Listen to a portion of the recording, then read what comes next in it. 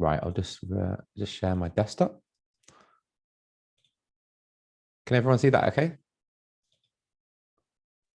Yeah, I'll it just looks have to good. minimize you. Yeah. Does that look okay? Yeah. Okay. Yeah. Cool. You can all see a bit of Drake, and I'm a hip hop fan, so I've got Drake in here a few times. I actually can't see you because I've had to obviously share my entire screen. So what I want to do is I'll give you a bit of an intro as to who I am and what I do. And then I'll take you through slide by slide. And then after each slide, if you want to jump in, ask any questions, or if you want me to clarify anything, that'd be really good. So I can make it super specific to you because we've got a small group, so we can take advantage of that really. So my name's Toby. So hi everyone. I am the founder of Diverse, which is a careers content platform that I created around this time last year, so around March last year. And the reason I set it up was because of the impact of COVID-19 on the job market for young people, particularly people from underrepresented backgrounds. So what I wanted to do is, because there were so many statistics around, the worries with the danger of long-term unemployment, with people graduating, last year just gone. And I wanted to put together lots of free resources to help them in their careers and help them get and secure early career roles. So, your internships, your graduate schemes, your entry-level roles. And I kind of felt like historically the absolute best early career advice or career advice in general is quite hard to get access to. And it's a little bit about who you know, what paths your parents have gone down before you, or maybe your older siblings, and therefore there's an unbalanced playing field. So what I try and do is get the best sort of careers coaches and minds together to help me create content really, to advise young people all for free. And that includes, for example, successful CVs. So we have a platform where if you sign up, you get access to CVs examples, which have been successful recently. So you can adapt your CV and look to see what works and learn from that. We also have a podcast, hence the beautiful microphone, where I interview young professionals who've recently been successful in landing one of those early career roles. So I just did a podcast earlier today with a guy from SAP who's a data analyst, and he explained exactly how he got through the application process, what SAP are looking for, and all those kind of things. So that's the type of information you'd have to network for historically, but I'm getting together all the best companies and brands, and giving you their advice straight from them, if you like. So we create that kind of content. We have an interview guide as well, so you can practice your interviews with a kind of a timer and audio recordings of me asking questions if you're not sick of my voice by the end of this. So you can really just get ready to apply for these jobs. And the reason I have this meme here, so applying to random jobs on Indeed versus applying to jobs with inclusive employers serious about diversity, is because as part of my platform, I showcase job roles with employers who are really focused on and committed to diversity and inclusion. So rather than just having a blanket diversity statement like lots of organizations do, the companies that I work with actually give back to my network and my audience, either through online events, either through networking, one-on-one calls.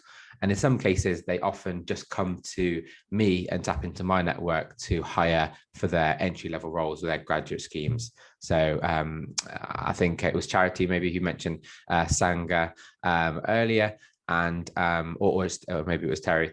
I worked with Sangha, a Welcome Institute, to help them fill their early career roles.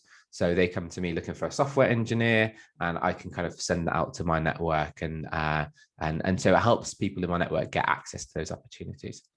So what I'm going to do today is walk you through some of my top tips on CVs, networking for jobs, interviews, assessment centers, and the extras as well that you can get on your CVs. So I'll explain those a little bit more in detail later on.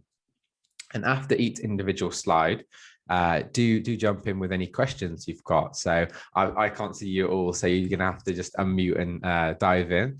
with your questions. But yeah, let me know and we can make it really specific to you and yeah, nice and bespoke. So let's dive right in then. So the first thing is make your CV stand out. So I've put the CV here. This could be a lot of things. It could be written application. It could be a cover letter. We're just talking about the first stage in the application process, very often CV. Now, what employers are looking for right now centers around the status of the UK economy and the world economy, really. What we've seen with COVID and the job market now is that there are employers are kind of being inundated with applications. So they're getting loads of applications for each role, which means when they now showcase their roles, they don't want it to go to more and more people. In fact, often they say, you know, we don't want too many applications, because what they find is they're getting applications from people who feel they just need a job, right? So they just need to secure a job opportunity. Whereas at any company, not just specifically at this company, which is really worrying for employers, because they're like, oh, someone's going to potentially get a job here who doesn't really want to be here and need to be here. They just sort of applied because they thought it was right or they needed a job role, which is scary for them, because they want people that are kind of really going to be right for the organization and likely to last 5 years or whatever, 10 years, and really want to perform well at that organization. So that means at every single step of the application process, you need to be focusing on being specific and tailoring and getting away from anything that is generic that anyone else can say. You'll hear a theme throughout my my presentation, which is about this sort of spectrum of what anybody could say, so the most generic things, versus what only you can say and the things that are really unique to you. So you have to tailor your application, your CV, to the company and the role. So what I mean by that is taking time. So we don't do a blanket approach of sending off the same applications to loads of different places. We have to look and research the company. What are their core values? What do they look for in an organization? And we can easily find that on the company's website. And then we want to look at the job description. In each job description, there's going to be a few keywords that are really relevant to that job role and explains what they're looking for. It could be, you know, analytical skills for data analytics. It could be team working. It could be presentation. It could be lots of different things. Those keywords are going to be spread throughout the job description. And often organizations will use applicant tracking systems to scan your CV to see how greatly it aligns to the job description. So you need to be tailoring each CV to the role and the company, including those keywords and those values that the company values.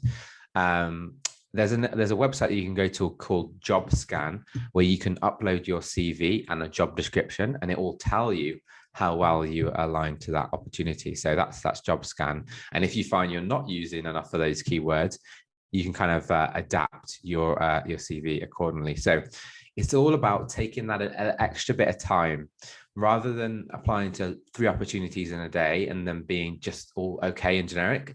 It's just take a day, get it right, and tailor your CV to that role. And this makes all the difference in the world. People are not successful when they're just sort of machine gunning, you know, easy apply on LinkedIn or Indeed.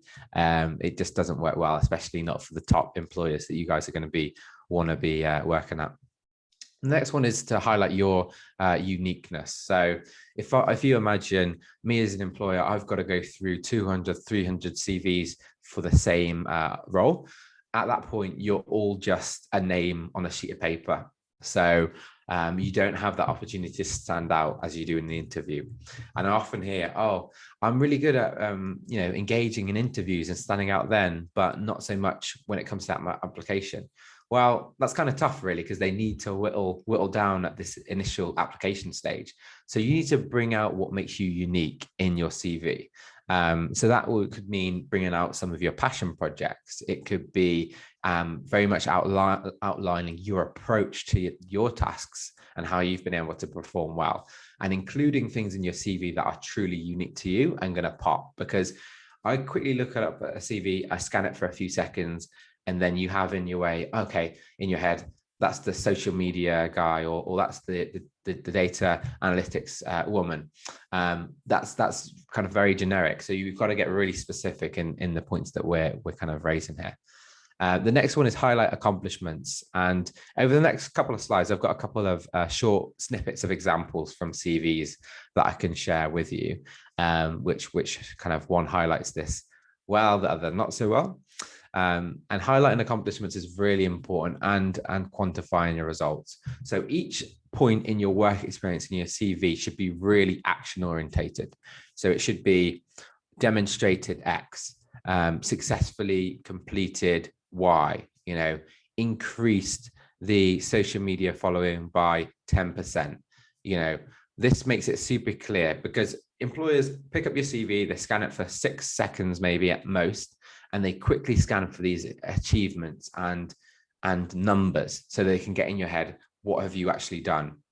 Because the thing is, with CVs, a lot of people have very generic statements and wishy-washy things like, I'm a great team player, and I'm really collaborative, and I'm a great salesperson. That's what a lot of people can do, going back to my spectrum. But what only some people can do is highlight specific accomplishments that they've made and quantify those as well. So, there's a saying, men lie, women lie, but numbers don't. So numbers help employers and recruiters see the impact that you actually made. So if you want to be saying, I've liaised with 500 customers per week while I worked in Sainsbury's, hypothetically, or, I managed to exceed sales targets by 5%, or it could be something to do with your research at university, or any of the modules, the scores you've got there, or the research you've done, how many people did you survey, and so on. And then lastly, last point on CVs here, only include the essential information. So my absolute pet peeve is loads and loads of pages when it comes to a CV when it's an early career candidate. There are some nuances. So, chemical engineering, for example, it's quite normal to have a 2-page CV. There'll be some nuances for different sectors. So I have to be careful when I say that. But generally, I much prefer a 1-page CV. And that is because, as I said, employers receive loads of applications for each role. So the fewer information, the less the information they've got to assess for each person, generally the better. And the dichotomy here is, some people think, I want to show them so many amazing things that I've done. That actually just waters down your entire CV. What I find is that each person only has a handful of things that are really going to impact them getting that job.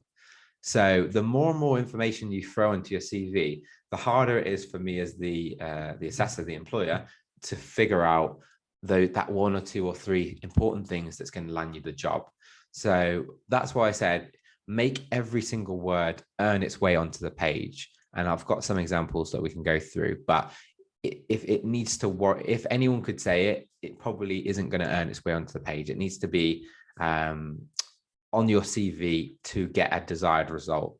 So only include the key essential information. So that's the first slide on making your CV stand out. Before we kind of go on to look at a little snippet of an example, any questions on that before we move on? No, let's get going. Oh, yeah, we got a question. I have a question, but it's perhaps a little bit naive. You said preferably a 1-page CV is ideal. Is this like a global standard? Is this what companies expect, or no? So so it is a good question. I mean, it's completely nuanced. So it can be different for different sectors, So I know someone who works in chemical engineering, for example, and it's very normal there to have a 2-page CV, right? At the end of the day, remember when we're talking about application processes, on the other side of your CV, on the other side of the table in an interview, is just a human, right? And every single human has their own preferences and biases and thoughts and so on. So it's going to totally depend. But what I like to do is empathize. So think about them. So think about me. If I'm getting 1,000 applications for one role, do I want to go through 2,000 pieces of paper before I go on to the other more fun parts of my role? Or do I want to quickly scan through 1,000, which is already a lot? I'd much rather do 1,000. And I've hired people and I've run interviews and so on, and I much prefer getting one-page CVs because of the things that I've talked about, because you can quickly scan and in a couple of seconds. This is what people don't realize. Recruiters will literally scan your CV in 5 seconds, 6 seconds. And it's because they know the job so well and they've been able to benchmark against a load of other candidates. So they don't read your CV at all. They just quickly scan for those key words and the key accomplishments that you've got. And it's much easier to do that for one page. So, it is going to vary, but I think over time, we've seen a bit of a shift into, oftentimes companies aren't even asking for CVs anymore. They just want you to fill out short bits of experience to make it even easier for them. But generally my advice, especially if you're talking about early career roles, is to go one page. Thank you. No problem, Martin. So yeah, let me know if there's any other questions. What we're going to do now is have a very quick look at a snippet from a CV. I've literally just pulled this up today. What actually let me ask the room, what's the first thoughts when I'll give you a second to have a bit of a review of that, a bit of a skim through. Don't spend too long, because as I say, CV, we move through it quickly. What comes to mind? Do we think this is good? Do we think this is not so good? What do we like about it? What don't we like about it? Any thoughts on this snippet from anyone? I think for the skill section, it should be a little bit more succinct. Absolutely. Yeah, absolutely right. Any other thoughts? It seems to be saying the right stuff, but it's quite wordy, as the other person has said. 100%. Yeah. So what we've got here, firstly, this was a big chunk of a I think a 2-page CV, which is already a challenge. If we're talking about a skill section of the CV, the only bit that is kind of almost right is this last bit here, proficient in that in the use of Microsoft Office, Excel, and PowerPoint. That easily could have just been Microsoft Office, Excel, PowerPoint, just those words. Everyone would know what that means. In a skill section, it's best to do just that, highlight just the headings, just a couple of keywords, proficient in JavaScript, that's it. Or completed Google Garage marketing course, those kind of things. You don't need a long bits of text like this. And actually, this doesn't belong anywhere in your CV other than the personal profile, which is, well, I'll explain that now. So a personal profile can be really good if you'd move into a new sector, or you're going for a role where you don't have anything that relates to it on your CV, because without it, an interviewer can pick up your CV and go, why are you applying for this role? Is it even relevant for you? So you can explain that in your CV. And it could also be good if you're applying for jobs overseas as well. So equally, you can kind of give a bit of a background up there. That's the only place where you should have kind of full sentences and a paragraph, but that should only be a couple of sentences there. When it comes to your work experience, it should be bullet pointed. And I've got a good example in the next one, very short and to the point of what you did and what you accomplished. The other thing he's done here is he's got 3 lines that all start with ability. So, we're being repetitive here, and it's just a waste of space, a waste of a word. We could just start that with independently, or, analyzed, or organized. So start with the action words and just have 1 point for each line. If you look at the second one here, you've got ability to act independently, and then able to undertake independent research. Those should be split out into 2 separate points. And then also, if you dig a little bit deeper, going back to what I said on the first slide, ability to undertake independent research in areas of business management. What does that really mean? What does that really mean? Ability to analyze, interpret, and present information. These are kind of generic words, really, that anyone could put on their CV, because there's nothing to back it up. There's nothing to say that's true.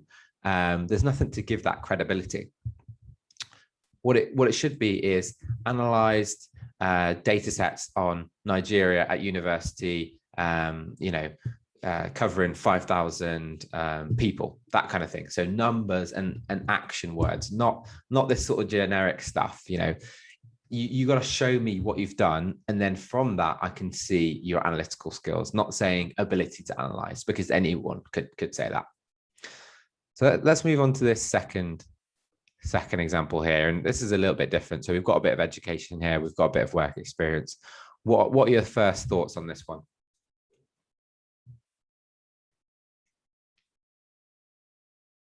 And yeah, take a moment to have a bit of a scan through, and then let's hear what you think of this one.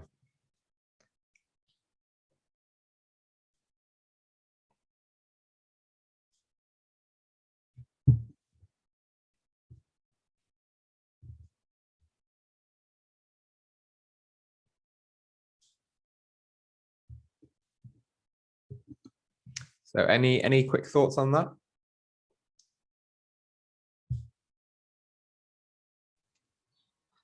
I don't know if this is just like a purely aesthetic thing, but should there be a set number of bullet points for each work experience? Like the fact that the first one has 3, but then the second one only has 1. Is that the thing? To be honest, I've just cut it out. So there is more points, but because I wanted to get it all on one slide, I've just cut off the page basically. So there are more points there. You just can't see them on the screen. I mean, generally, yeah, I think it's good to have around 3 points for each work experience. The important thing is though, is the weighting. So not all work experience is equal. So you might, and it would be good to understand, each individual person, but obviously I can't. So I've got to be somewhat general. But if I'm someone who worked in a supermarket for a little bit, and I also did a summer internship, and I also did a 1-year placement, we shouldn't have equal bullet points for each one of those things, because they're not weighted equally in the minds of the employer in terms of importance. So your 1-year work placement in industry, hypothetically, is going to be by far the most relevant thing to that role, far more so than your kind of short part-time work experience or your summer internship, which was only 4 weeks. So because of that, you should have more bullet points in the placement than you do in the internship section. And the important thing to remember is aesthetics and the perception of your CV and how clean it looks is important, but it's nowhere near as important as what you're actually putting in there and how you convey the information. So what I would say is, if you do sign up to my platform, we've got all of these examples so you can see, what looks good and just, kind of copy the format, to be honest. But you kind of want to have just a very clear and simple format like this one. If we dive into this one, so firstly, he's kind of started with his master's because that's relevant to the role that he's going for. Not everyone puts their education at the top. If your education isn't nicely aligned to the job, you might want to start with some work experience that you've got that's more relevant. But for you who've all gone to one of the best universities in the world, yeah, definitely worth starting with that if it's relevant for the opportunity you're going for. And then looking at the work experience, each individual line is very short and very to the point and very action orientated. So built X, successfully carried out MVP, gathered user feedback on these things, all very action orientated. And you can just quickly scan and I can get a picture of my head of, okay, software development, product management. He's done it with a real life thing. Oh, he knows Jira, he knows Agile. Let's bring him in for the interview. That's exactly how it works. And this could be improved by, actually, I'll ask that question to the room. Is there anything that they've missed here from the first slide in this work experience section that could be included?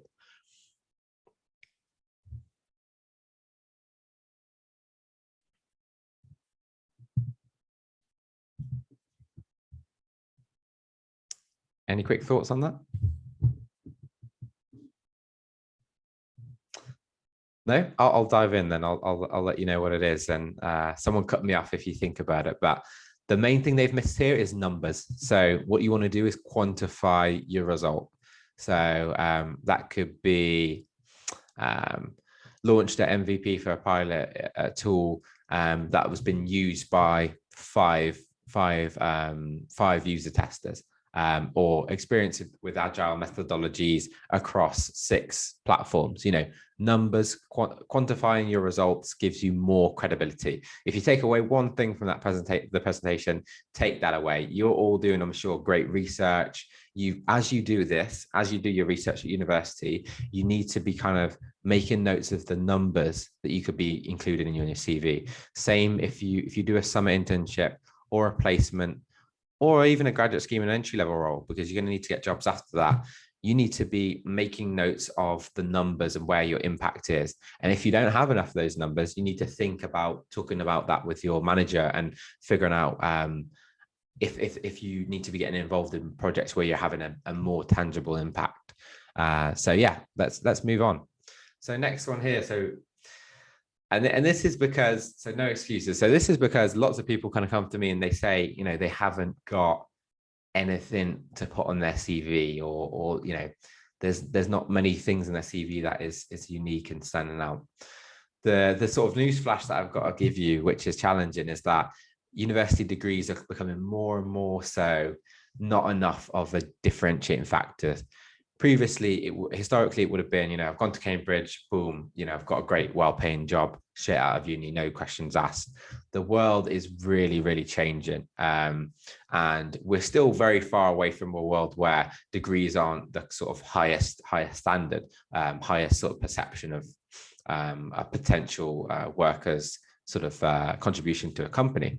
But we are seeing a shift. We are seeing it as change. So Google, for example, have launched their sort of degree equivalent, and they'd much rather hire people who've done those sort of courses. So we're not quite there yet, but Harvard as well similarly do a lot of these online courses, and employers now also are kind of less and less so making a degree a requirement. And some of that actually has diversity and inclusion benefits. So that the world is definitely making that shift.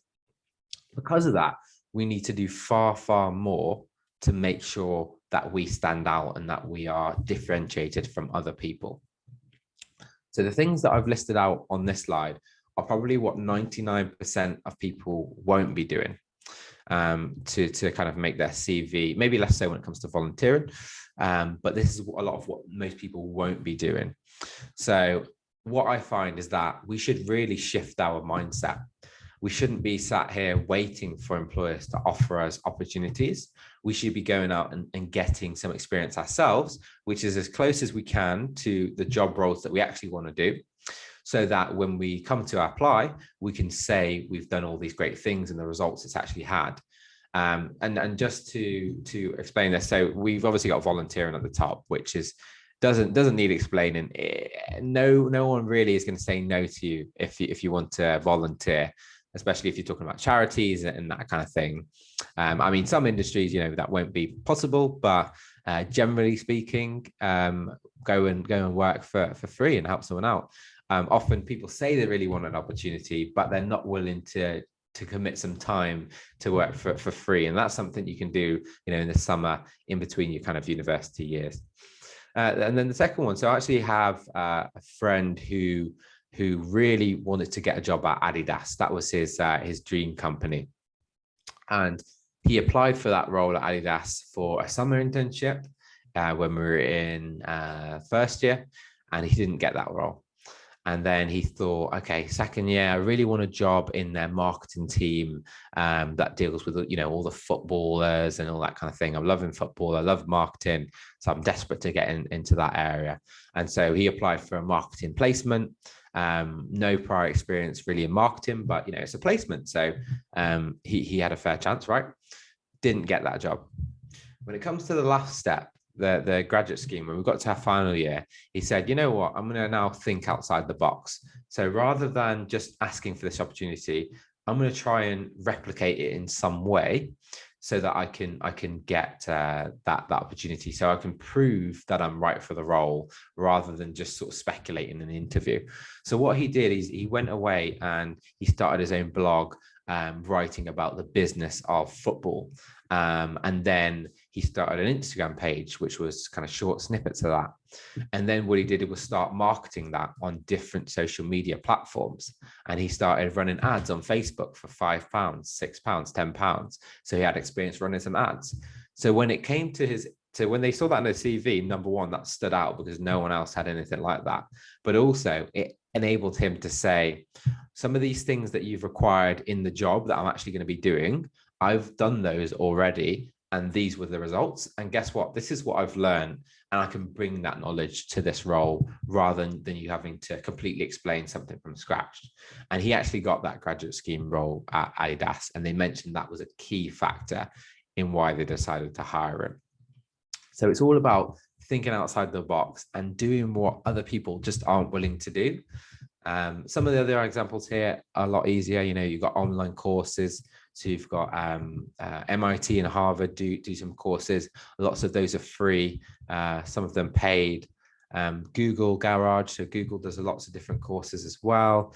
So tons of free online courses. You know, if you're into software or data analytics and things like that, you've got platforms like GitHub to practice coding, and Flatiron and so on. So tons of chances there to do online courses to, again, give you something to talk about in the interview that you've got. Join a network. So, you know, I'm passionate about diversity and inclusion and supporting underrepresented young people, especially. There are other similar networks. So you can join Bright Network or SEO London, for example. And these organizations hold events. So if someone's interested in consulting, you can go to an event where there's lots of different consulting organizations and they'll present to you, and you can maybe run some tasks. They'll run through case studies, and you can include that in your CV as something you've done, because that shows you're really interested in that network. Equally, you know, joining my network and helping us grow a diverse community at some of these top employers looks really good on your CV, and you can become an ambassador and kind of claim that and shout about the fact that you're doing that. Some other ideas a little bit outside the box: become a mentor for younger people, for first years.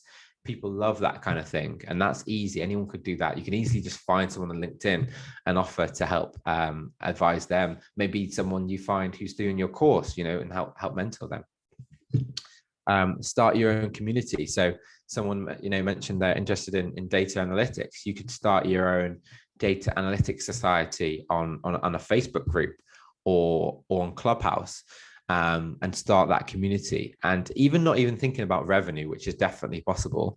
That just shows how interested you are in that space, and that's, again, something you can shout about in your application. And you might even learn loads of things about data analytics from the cohort of people that you're building in this community, and it could be a really small community to begin with. And then finally, you know, content creation, and I've mentioned that with the Adidas example. You know, you can start a blogging or an Instagram or a social media page or YouTube for free, and that shows passion and it shows knowledge. You know, you could be finance that you wanted to get into, so you start your own personal finance blog, helping other people with that. And again, yeah, it just goes back to my spectrum of here is what everyone is willing to do and say versus what I am willing to do, which is unique to me. So yeah, no excuses here. So any questions on that one? Any thoughts? That's a very great example. Thank you. And that's all. Yeah, no problem at all. I think some of these are the types of things that aren't covered in probably university career centers. And I would definitely recommend people go to their sort of university career centers to get free advice. But these are the outside the box things that people are doing now to get jobs. And if you're not and you've got free time, consider doing them. I'd rather be doing this and fewer applications, and that would help me get successful. Next one is a big one. So network for jobs. So yeah, I think now I'm running through this presentation. A lot of what I'm talking about is about how things have actually changed in the future, and how people are still maybe stuck in the old school ways of doing things. So it's no longer sufficient to just put your application in and say, yeah, you know, done now, job done, just wait to hear back. That's passive, just waiting to hear back now. Now we've got a network, and we've got to grow our network to get these opportunities, because again, it helps us stand out. If 1,000 people are applying for a job role, but only 5 people have been shown the effort to reach out to me as the employer or the recruiter for a role, then you know what, those 5 people, I think I'll at least give them an interview, or I might just put in a good word for them with the hiring manager. But not only that, your network is going to be vital. So your network is what helps you when times are tough. So we've got a picture there, which is it's a well there. So the phrase here is dig the well before you're thirsty. So what you need to be doing is, on a ideally daily, but more likely weekly basis, is engaging with your current network and growing your new network. The mistake some people make is they're like, oh, I need to network for a job, so I'll message Toby, or I'll message the recruiter and say I'll want a job at this company. And lots of people do that, and it's like, well, you're just coming to me and asking me for something. Whereas if you build up a connection, you build up a friendship, you know, if anyone here, if I can chat to them a little bit and build up a connection, then I'll be so ready to help you if you need support getting your next job. I'll be so ready to refer you. And some of the companies that I work with, you know, Sanger Welcome Institute, which is mentioned, Warner Media, Capital One, I can mention you and refer you for these companies if you build up like a nice connection first. And that's the power of that. So start by leveraging your own network first. So think about where you want to work. Maybe make a list of the sort of 10 organizations or sectors that you want to work in. And then look at your phone book, look at your connections that you've got on social media platforms, look at your friends and your family. Who do you know who could help you with that potentially? Who because you never know what someone could do for you. So that's why it's so important to value your network. So you should just be reaching out to people and finding out, and you can say something simple like this. And I'm actually building a networking guide which tells you kind of what to say, and I can share that once people are signed up. But essentially you can say, oh, hey, Sarah, it's been ages. I know we haven't spoken in a while, but just really keen to find out what you've been up to lately. And so literally we're not going in and asking anything from that person that we've reached out to. We just want to find out more about what's going on with them. And we do that kind of thing. We build up our connection, we strengthen the ties, and then perhaps when we need something from them, they're much more likely to reciprocate. So now I've chatted to Sarah a little bit, I can say, oh, Sarah, I don't know if you know this, but I'm really keen on working in strategy and consulting. Do you happen to know anyone in that space?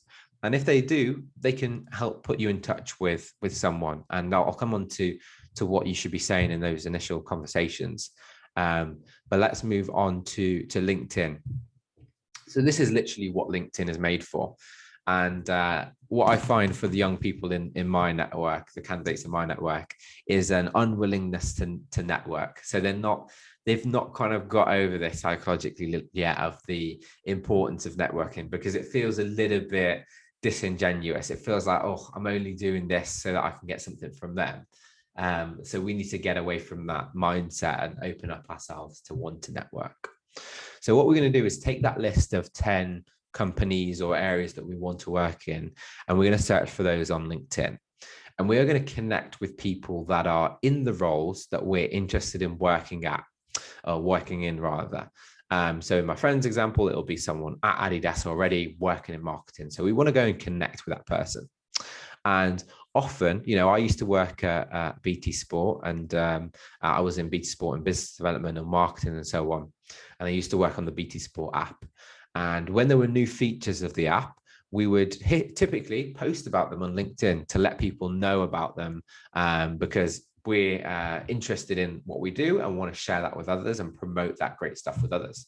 And so if someone wants to work in BT Sport on the BT Sport app, what they can then do is engage with my content. So they can be liking my content, they can be commenting and giving their 2 cents on it. And you really notice those kind of things. So what we're doing is sort of warming them up, but warming them up before we actually reach out to them and get in touch. So now that we've liked and we've engaged their content a little bit, we might then reach out to them. And the format to reach out to them, which I'm hearing now is getting really popular, is voice notes. So really effective for recruiters especially, but also just, again, something that stands out a little bit. And ideally what you do here is bring some value to them first. So you send a voice note and you say, oh, hey, Toby, I just saw the recent article you posted about the new features on the BT Sport app. I really love the fact that you've got this mode now where you can skip through the game. What made you think of that? So it's kind of just like we're giving positive feedback to them. We're giving them value rather than what everyone else is doing, which is just going in and asking for a job. We're going to be giving them value first and building up in a connection like you would with a friend way before we even think about asking for anything. And if someone doesn't reply the first time, that's very normal. Not everyone goes on LinkedIn regularly. We're super busy. We get loads of messages.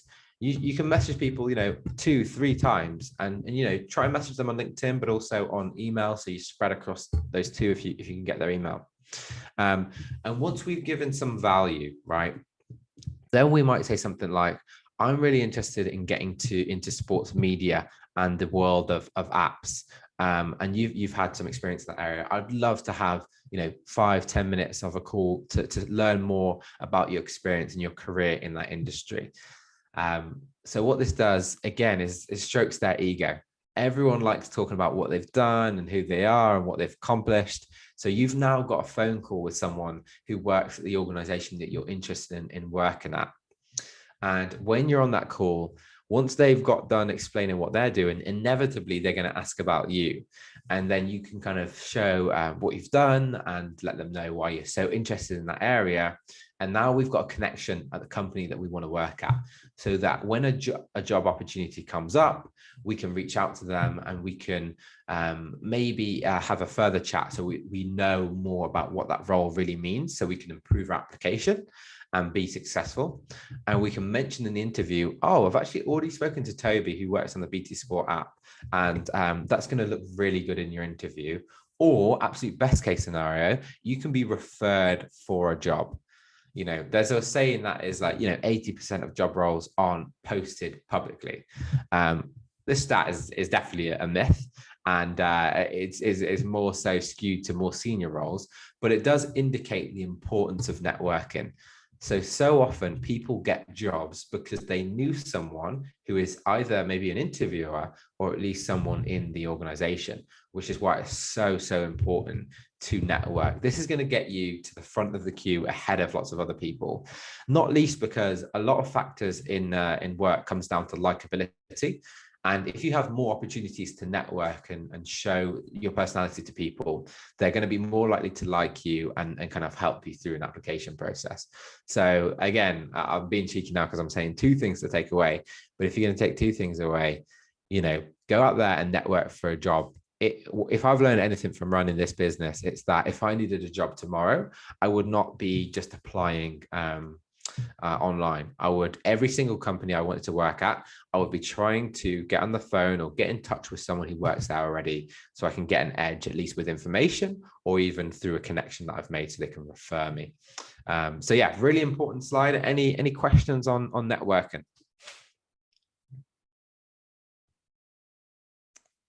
Any questions on networking at all? Any thoughts on that? Have people been networking already? Am I talking about something that you guys are used to and doing every single day already, or not? No, for me. No, for you. Anybody else? I used to network, but I find that often it's quite draining. So how do you kind of like just keep on with that momentum? Yeah, the way I like to think about these things, and a lot of things that are important are draining, right? Otherwise, if it was easy, then it wouldn't have that same benefit. As a general point as well, you need to be really balanced. You've got your studies to deal with, you've got your applications, you've got networking to do. You need to take some time and have breaks to recover and relax. Generally, I go through the thought process of, I want to work here. So what I'm going to do is just start with one person. I'm just going to send one connection request. Then once I've connected with them, I'm just going to send one message. And then from there, I'm not thinking about all these other things that I've got to do further down the line. We're just sending a few messages. And then when we're having a phone call, it can literally be 15-20 minute chats that we're doing, once a week or twice a month, so it's not a huge drain on your time. And to be honest, what I would say as well is it's just something you want to get used to. You need to network. So once you get these jobs, and we're kind of getting off topic here slightly, but once you get a job, what you need to be doing is putting in time with lots of people in the organization to find out more about what they do, because this process of networking in order to sort of give ourselves advantages in the future never stops. There's going to be a point, even when you get these early career roles, you're going to need promotions. You're going to want different jobs. If it's a graduate scheme, you might have 2 years to do your thing, and then you're going to need a job out of that graduate scheme afterwards. So you need to network with people that work there already, so that you can have a better chance of getting a role, after your scheme. Or it could be externally. You might be in a place where you might say, I work at Amazon, I'm really not happy, and I want to go and work at Facebook. You don't know anyone who works at Facebook, so you need to be engaging and constantly networking. So what I would say is just start small. Start with just 1 or 2 people, and try and do it like once a week, and go from there. So that's what I'd say on that. Any other thoughts on networking before we move on? Let's move on then. Let's move on to interviews. So I love an interview. I'm a bit of a strange person. I like talking about myself and talking and learning more about other people. And I think interviews are great fun, but I'm strange, so I'm sure everyone doesn't feel that way. But there are a few things in interviews that we can do to make us much more prepared for what's to come. And something that I've not even included in here, first of all, is your research. So you've got to really take a bit of time, and it kind of does come into the second point. But every organization you apply to, do some research first. Understand where they're at currently. So just simply Google them and go over to the Google News tab and find out where their name's popping up. What has the Sanger Institute been doing recently? That's in the news. Head over to their website. What are some of the recent highlights that they're shouting about? Go over to their LinkedIn company page and find out what employees have been posting about what they've accomplished, so that you can talk about these things in your interview. So firstly, practice makes perfect. So I briefly mentioned at the beginning, we've got, if you sign up to our platform, you get access to our free interactive interview guide, so you can practice answering questions, so you're ready for the interview. So there's a funny thing here where, things like driving tests, you would never, unless you're Sebastian Vettel or Lewis Hamilton, you're never going to go straight into your driving test without practicing first. And it's kind of crazy that we do this with interviews. We don't practice, we just dive straight in and expect us to be good at it. And sometimes when we're rusty, we're like, oh, I'm shocked I was so rusty in that interview. Really, it shouldn't be a surprise.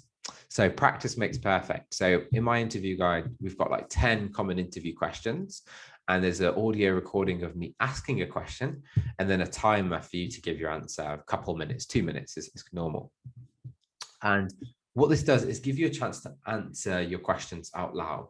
And if you're comfortable recording yourself using a voice recorder, or even better on your computer or your phone, even better, because then you can notice some little things that you do. Maybe you say all the time, or maybe there's certain words or phrases that you repeat and you want to try and edge those out of your answers.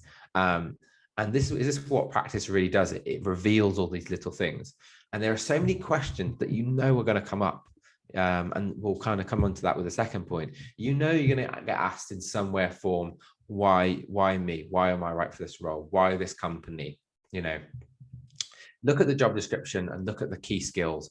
If they say communication is really important, teamwork is really important, analytics is really important, they're going to ask you questions about that. So you can practice out loud and get really, really comfortable with your answers before the real thing. So yeah, know your whys. Make sure you always research, why me? What is unique about me that makes me right for the role? Like, why would I hire me for this job? And if you can't think of that, you need to take a bit of time to figure it out. You need to have a really, really clear, tangible, not wishy-washy at all. Again, it's similar to CVs, very tangible, very specific reason that you should get this job. And that might be because something you've done in the past, and that's now giving you this skill, which you can now apply to the role in this way. So have a very clear reason as to why they need to hire you. Equally, the role. Why do you want the role? We need to be really, really clear on this as well. It might be we want the role because we know we're going to have a really good impact in this position with Capital One, this strategy role. We know we're going to be really good at the data analyst elements of this position. So we can't wait to kind of take up the job and hit the ground running. And we think this is going to be really part of our 5-year plan to excel in the world of strategy consulting, for example. So this would be a perfect way to start out in your career. Why this company? So we need to get away as much as we can of having generic answers for this. Every organization pretty much asks you why you want to work at this company. And going back to what I said at the beginning, organizations are getting so many applications. They're getting too many applications, if anything. So they want fewer applications. They want people that are really passionate and really desire to work there. So I recently worked with Warner Media, and what they say is, we want people that are really keen to work here. We want people that apply here to know our brands, so know about Cartoon Network and HBO, know our TV shows like Rick and Morty, know our movies that are coming out soon, like the Space Jam movie with LeBron, and to mention these in the interview, because that shows you care enough to do a bit of research to understand our company. So make sure you have a really specific answer for that relays your, because for Warner Media, that shows, oh, this is going to be someone that is kind of like us, really passionate about TV and film. They're going to be a great fit for this organization. That is exactly what they're looking for. So they want to see that in your answers. So have 3 examples ready. So these next 2 points are all about those tell me about a time when questions. So when someone asks you, tell me about a time when you've shown excellent teamwork and skills, you're going to want to have, or tell me about a time when you showed excellent analytical skills or excellent marketing skills or presentation skills, whatever, it will be in the job description, the skills that they want. You want to have 3 examples that you can pull from to give answers to any one of those questions, at least 3, if not more. You want to have, for example, group exercise at university where you showed your teamwork and skills, for example. Or you want to say, oh, I did this internship where I had to do some data analytics. So I've got that experience to draw from when they ask me about analytics. Oh, I've also started my own community, and that's where I showed great communication skills, talking to all these different stakeholders. So you can see why starting a side hustle or volunteering or whatever, it's going to be really key, because that could be one of your great examples that you use. So any of those tell me about a time questions, I'm not flustered because I know which experiences I'm going to pull from. And this is totally fine, because you've got a very, very limited experience and things to talk about if you're at the early stage of your career, at least that, normal people do. So, it's totally fine that you don't have years of doing internships because you started them when you were like 10 years old. They're not expecting you to have all of that. So if you just have a few examples to pull from, that's absolutely fine. And what we want to do is use the STAR approach. So someone says, tell me about a time when, we want to use the STAR approach, and STAR stands for specific, not specific, situation, task, action, and result. So, the situation, we're at university, we're doing this, task, we were in a group and we had to do this research, and we had to conduct these surveys. Action, so what action did I take? I split up the group into 5 and based on their expertise, and prioritized based on what we needed to accomplish. Result, we successfully completed the task within the time frame, and we all received first for the project. So situation, task, action, result. That gives you a structure to any tell me about a time question, because you're just going to go through those letters. I actually like to add one extra letter at the end, which is another R for review. So once I've explained this experience I've got from university, I can review it and I can say, from this experience, I learned this, which I can now apply to this role in this way. So we are now going the extra mile and answering the question in a much better way than any other person going up there. And this is key for interviewing. So think about a good answer is just answering the question. A great answer is using it to your advantage. and really applying it to that company and that role specifically. So that's the next point there. Use each question to your advantage. So what I mean by this is, if you've got something you've done, you've accomplished, or skills that you've developed that they haven't asked about, then that's not their fault. It's on you to bring out those things, to use each question, any question that's relevant to, in some way, to those things that you really want to talk about, you want to bring up. The most extreme version of this is probably a politician. They never actually answer a question. So that's too far. We don't want to quite get over there. We want to answer the question, but we want to use it as a tool to reveal something that we're keen to reveal, essentially. Next one, ask the right questions. So if you ever get to the end of an interview and they ask you if you've got any questions and you say no, you've messed up there, basically. Even if you've got some questions that they've answered throughout the interview, tell them that. Be like, oh, Toby, you've actually answered a lot of my questions, so thanks so much for that. That's really helpful. That praises the interviewer. That's something we want to do. And then ask them the right questions. So the right questions in my mind are things like, what is your favorite aspect of the role? Or what makes you happiest about working here? Because that makes the other person feel good, especially if we've just been talking about you for an hour, like I am here in this presentation. After a while, the interviewer would probably love to jump in and tell you about what they do and tell you about what they enjoy. And that's going to light them up and allow you to have not just a one-way conversation where I'm just reading off questions, a two-way conversation where we're able to build up some rapport and have a little bit of fun as well. Ask the right questions. So ask something like, what do you notice in my CV that prompted you to invite me for interview? And this is a great question, because if they say to me, oh, Toby, we really thought your social media marketing that you did was really impressive, that you did at university. Oh, and then that gives me a reason or another avenue to tell them about something else I've done. So I was like, oh, well, you didn't notice this, but I've also done social media marketing on my internship, where I grew their page from 4,000 to 5,000 in a couple of months. So it's an excuse to tell them something more about what they like about you. Just one last question as well that we could use here at the end of an interview, especially if you feel like maybe it hasn't gone 100% well, or they might be looking for someone with slightly different experience. What you could say is, I was just wondering if you had any reservations at all about me. Was there anything that would kind of prevent me from kind of being moved forward in the application process? And they might say to me, well, Toby, we don't know if you quite have the presentation skills or the experience with presentations for this role. And without me asking that question, they might have ruled me out because they think I haven't got enough experience presenting. But because I've asked this question, I now have an opportunity to combat that, rather than just being rejected because of my perceived lack of skills in that area.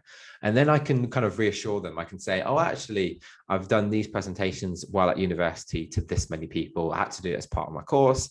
I'm more than comfortable doing this and would be happy to show you that if that's involved in the next stage of the application process. So that can be a really, really positive thing to say as well. So last question on the interview, and we're I guess almost done here as well, is to really embody the values. So every organization, KPMG, PwC, Deutsche Bank, they all have their company values, and the assessors are being asked to look for people who potentially align well to those company values.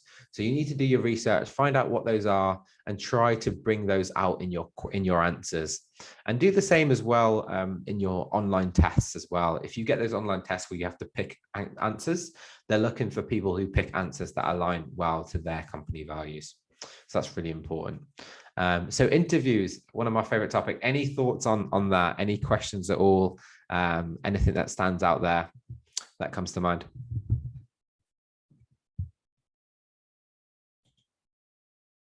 Everyone loves an interview like I do then? Good stuff. Okay, let's move on. let's move on to, I think this is the last one. Yeah, the last one. Yeah, so finessing the assessment center. So let's get assessment centers right. You often have to do an assessment center for an early career role. The first thing here, and they're looking really, the reason it's assessment center is they're looking to see how you come across in person, because a lot of the steps earlier might have been virtual. They want to see how you collaborate and how well you work with others also. So that's really what they're testing. And again, they're thinking about those company values and how you align to those. So first point here is don't compete. So often in an assessment center, we think, oh, there's 5 people here in this assessment center. Only one of us is going to get the job. So, you know, I'm going to make sure I look like I'm way better than James over here. You know, I'm going to make sure I really stand out and I'm looking better than him.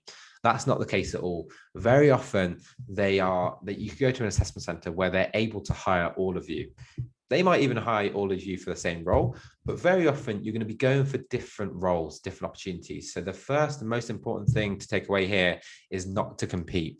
And they can see this. If you kind of come across as too domineering or you're talking over people, that's pretty much probably the worst thing that you could be doing in an assessment center. That's the easiest way to get rejected.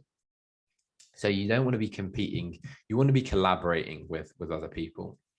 The next is to learn expertise. And the wider point here really is to go in and collaborate with the people in the room that are involved in the assessment center. So, you know, when you get started, have a bit of small talk, like learn about them. Make sure you know everyone's names. You know, they've probably got name tags, but make sure you know everyone's names. And this is going to be important so that we can perform well. Make sure we learn about what everyone's studying at university. What is their expertise? What do they do well? You know, we should have a chat as well with the invigilators, the moderators, to cozy up to them a little bit, because they're going to be contributing to how we're assessed. So as soon as we get there, we're immediately in the assessment center. It doesn't start when the group task starts. It starts as soon as you get there. So you need to be building a rapport with everyone around you. And the reason this is important is because once we're in the group exercise, we're going to be saying things like, what we want to be doing is getting the task and saying, oh, James, I know you're an expert in supply chain, so I wanted to know what you thought about this. Sarah, I know you're really good at marketing, so I'd love to get your perspective on the marketing element. I'm really focused on revenue and sales, so I know marketing is your expertise, so I want to send that over to you. This is the type of collaboration that looks really, really brilliant. If anyone's been a bit quiet during the assessment center, let's just call him Sam. Sam's been a bit quiet. We can say, oh, Sam, I noticed that you haven't shared your thoughts on this area. Just wanted to check, do you agree with the direction that we're going in, or have you got any other thoughts? You know, that's the perfect thing that you can be doing in an assessment center. It shows that you have empathy and you're willing to collaborate and you're a good team player. And building on ideas as well. You know, Sam comes with an idea and then I add my thoughts onto that, or I have a suggestion and someone doesn't quite agree and they want to do it in a slightly different way, and we build our ideas from there. That's what we want to be doing in an assessment center. And if nothing else, if in doubt, you know, there are some simple things you can do to actually contribute to the team. So you might be kind of like almost like the note taker, the scribe of what's going on in the task. And that's because all the ideas would need to flow through you in order to get onto the whiteboard to move forward. Or just be a timekeeper. So be like, okay, everyone, I'm going to make sure we stay on time here. And then I'm going to keep the time and time out half an hour or however long you have in the task.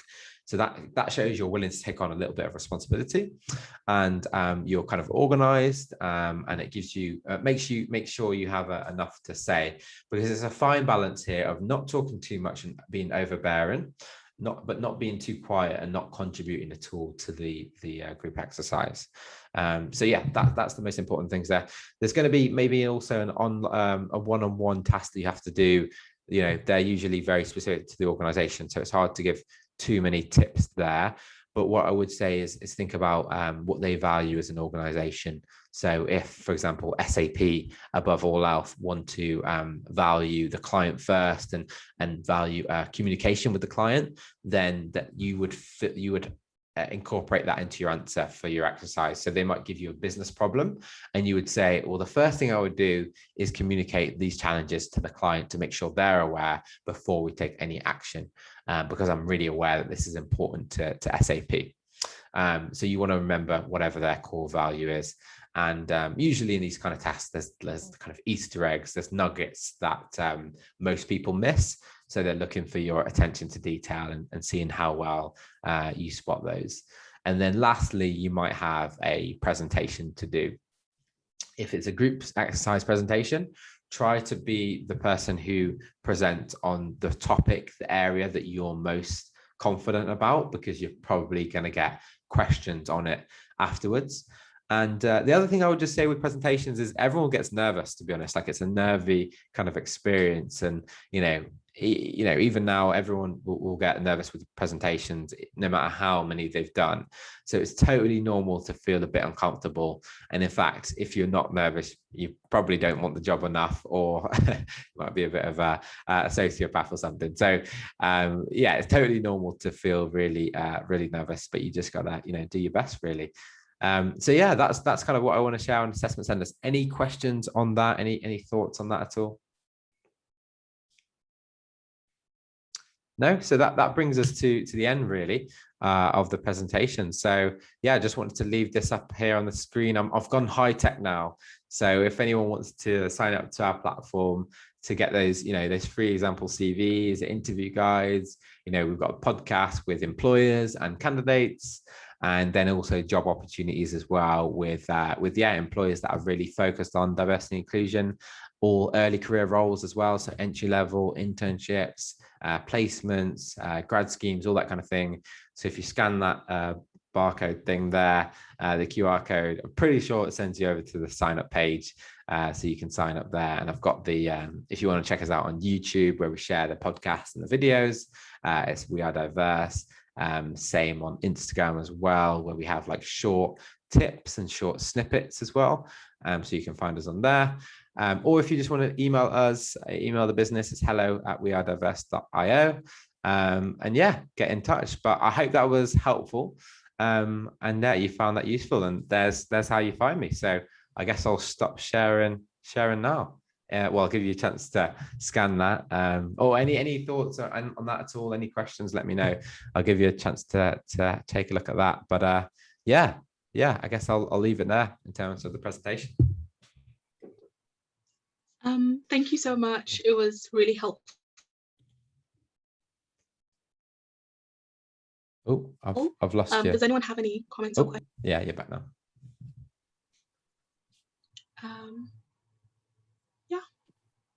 Not a question, but thank you as well. It was quite informative and enlightening, and I'm going to start applying for jobs soon. I think there's a lot of things to think about and consider based on this. So thank you. Thanks so much, Charity. What were the kind of things, because from here, I'm going to be sharing this with my network as well. So what kind of things did you find that was most helpful, or what areas were you looking to get advice on, out of CVs, interviews and assessment centers? I think mostly with interviews, because I get really nervous with interviews sometimes, and I feel like I probably could do a better job presenting myself in an interview. So I think that was quite useful. Even the stuff about how you engage with other people interviewing as well. I've never had people talk about that, because everybody views other people there as competitors. So it's nice to just think of them as potential teammates and not to try and bring them down. So that was quite useful. Yeah, I'm glad that was useful. And interviews, lots of people get nervous doing interviews, it's so normal. The thing I hear the most, and as I said on my podcast, I interview candidates who've got all of these jobs, right? And what I hear most is the interview that I got is the one that I enjoyed the most, where I had a nice two-way conversation with the interviewer, where I got to know them a bit, and we were just chatting. Because what we have to remember is that the interviewer is going to go away now and they're going to pitch you to someone else.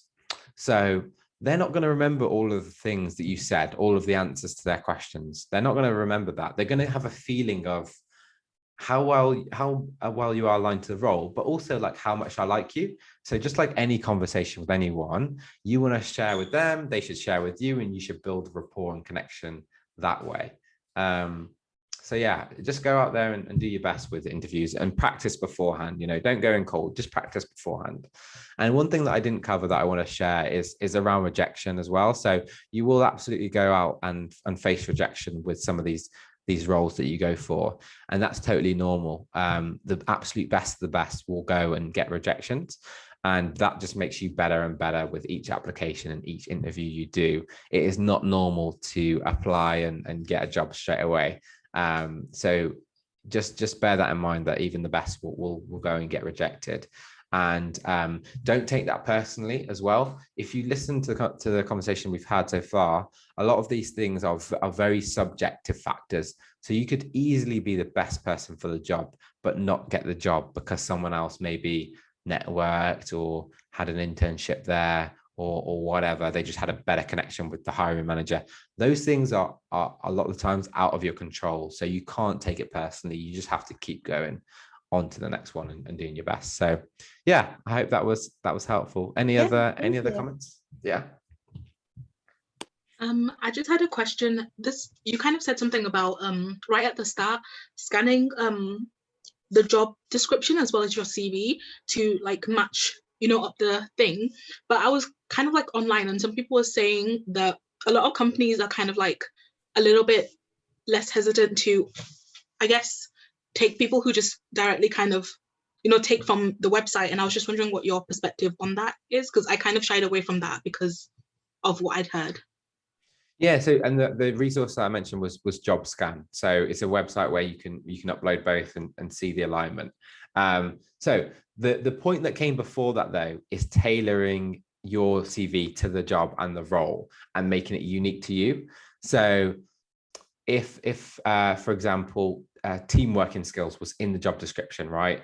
You do want to make sure you have that term in your CV in some shape or form, but you want to make it unique to you. So you were in the football team and you were the captain and you teamworked and there was this many people on the team and you accomplished this.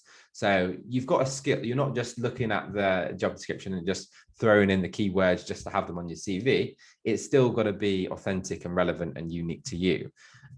Also, we've also got to remember every company is different. There is no one size fits all for any of these things. Some companies are really all in on their applicant tracking systems and they'll use them to whittle down applications because they get so many. So they get the AI to cut down on applications. Others don't use them at all. So it's a human scanning them.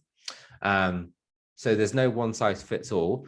But the important thing to remember with keywords is the whole point of them writing that job description is because that reflects what they need for the role. And if your CV doesn't reflect what they need for the role, they're not going to invite you to interview. So, I've talked about tactics quite a bit here, but we shouldn't be trying to game the system in any way. It's more so about, well, if they're looking for this and I've done these things in these ways, let me show them how I've actually done those things and brought that to life and why that's relevant to the job. So we're not sort of cheating by looking at the job description and just trying to get the keywords in. We've got to kind of outline things that are unique and relevant to us. And if we don't have those things, then we need to go get them from our online courses, our volunteering, our side hustles, and so on, so that we can give, really authentic answers. So that's what I'd say about that. Sorry, I just had one more question. Yeah, please do. Because like the CV is like a finite space and we have to keep it to one page, would you recommend kind of like putting your LinkedIn profile on your CV and then having LinkedIn be kind of like your full list, or is that just too much to add? Say that again. So you got your CV and then you're just going to put on the link to the LinkedIn as well? Yeah. Yeah, so I guess the first thing to sort of know is that often you might be applying with your PDF. So or they might be applying through a system that actually turns your CV into a little bit like kind of what you see with code. So a lot of people they don't actually see your real CV. They put it into a system and it actually makes them all generic. But so often that link's not going to be clickable. And so you kind of just need to bear that in mind. And then also, if me as an employer, if I'm going through lots of CVs, I might not be able to take the time to go and Google your LinkedIn URL. So it can't really, if a job requires a CV, it can't replace a CV. Your LinkedIn profile's got to be looking nice and clean and relevant to you. And we can include that URL, but it can't be used to really replace the CV if a CV has been asked for. One thing I would definitely do on that is shorten my LinkedIn URL. So it's really easy to do, and you can actually do it on LinkedIn, I believe, rather than having a long URL that's like URL XYZ, blah, blah, blah. You can get just Tobi Ogundipe at LinkedIn, whatever it is. And it's really nice and short, and it looks really nice in your CV. So that would be a tip there. But yeah, it's kind of complementary. It can't really replace your CV in any way. So it's definitely complementary. Any other thoughts? Any other questions?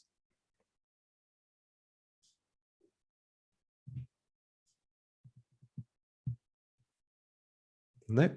Should we wrap it up there then? And obviously you've got, those are the places to reach me. So that's my email. So yeah, you got me there if you need to reach me. I'll stop sharing.